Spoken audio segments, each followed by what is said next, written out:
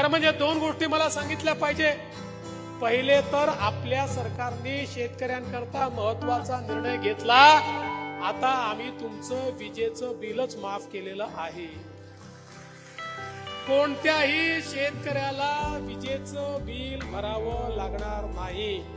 आणि सोबत दुसरं काय केलंय? सोबत दुसरं आम्ही सौर कृषी वाहिनीची योजना आणली. महाराष्ट्रातल्या शेतकऱ्यांना 16,000 मेगावॅट वीज लागते. त्यापैकी 12,000 मेगावॅटचं त्या ठिकाणी आम्ही हरित ऊर्जीकरण किंवा सोलर मध्ये कन्व्हर्शन सुरू केलंय, जे 1.5 वर्षात पूर्ण होणार आहे. उलट 4,000चं आता काम अजून चालू करतोय.